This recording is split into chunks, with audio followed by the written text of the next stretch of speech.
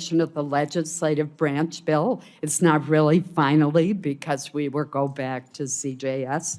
I want to thank Senators Mullin and Heinrich, as well as their staffs, for their hard work. And I will curtail the rest of my comments in the interest of time, but know that I very much appreciate your work. I'll now recognize Vice Chair Murray if she would like to comment on this bill. Yeah, just real quickly, I want to thank both Chair Mullin and Ranking Member Heinrich for your tremendous work on this bill. It supports our hardworking congressional staff that all of us rely on. It supports CBO and CRS and GAO, which provide priceless insights to help us write strong legislation and root out waste and fraud in government. And it's important as well because of the incredible work both of you have done on supporting the dedicated personnel who keep us and our visitors at the Capitol safe. It includes an essential increase for Capitol Police and emergency funding to protect lawmakers. I know both of you are committed to working on that, and I just personally want to thank you for that. I appreciate everyone's hard work, and I will be a yes vote. Senator Mullin, Chairman of the Subcommittee, please proceed.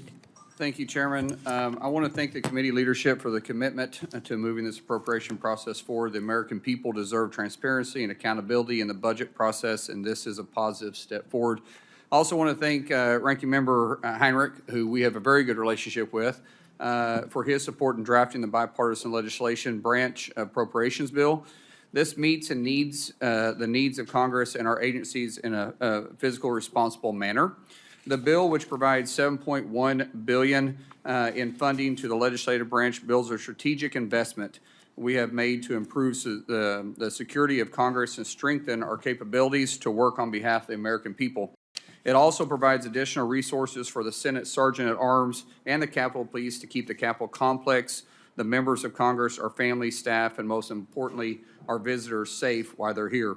We are committed to continue working in a bipartisan manner with the committee and Senate leadership and the authorization on the best path forward to address the evolving security concerns. In closing, I want to thank Senator Heinrich's staff, Richard Braddock and Molly Ackers. Is that I'm saying that right? Yes? Okay, thank you. And my staff, Molly McCartney, and their work putting this together. I know they worked countless hours, put us in touch, talking through several issues. With that, I know we have some questions about security. I don't know if you want me to address that now, or if you wouldn't like me to address that now. Just for the members' concerns, there's a lot of issues that came out, especially after what happened in Minnesota with member security. Martin and I have spent multiple conversations together, making sure we address these concerns. We put report language in here to allow us to address those as needs come through. I've been working with Jennifer at Sergeant Arms, working out a test program that we're probably going to roll out, hopefully in August, where we will have a really good idea of the cost it will take to properly address security concerns for members, not just here, but also in their home states. Also looking at technology security concerns in the member's house. I mean, because a lot of us are here while our families are at home. We want to make sure they're secure. We have a good path forward on funding for that. But before we just throw money at it, we want to know, what it's actually going to cost so we can properly appropriate it.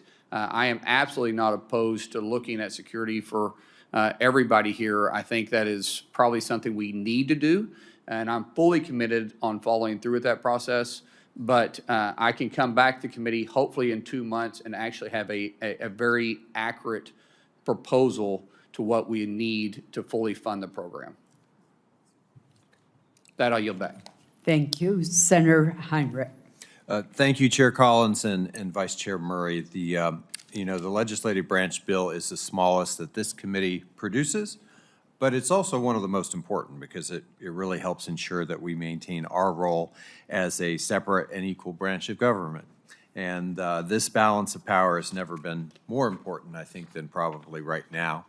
To be an effective check and balance to the executive, the Congress, and our support agencies need the resources to carry out our responsibilities. And I especially want to thank Chair Mullin and his clerk, Molly McCarty, for working on this bill with us in such a constructive and productive manner.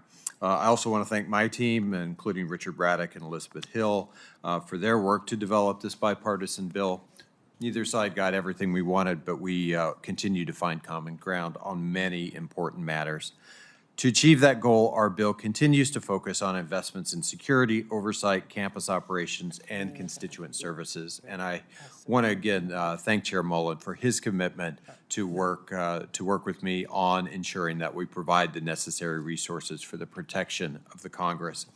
Our bill provides some placeholders, as he mentioned, for several security-related activities that Chair Mullin and I have collectively agreed to further develop and appropriately fund in conference based on additional information that we expect to receive from the Senate Sergeant at Arms and the Capitol Police.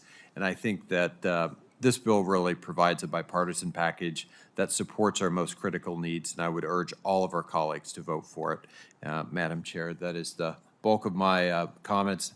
There is going to be a manager's amendment, and I will urge support of that as well, just for to be brief. Thank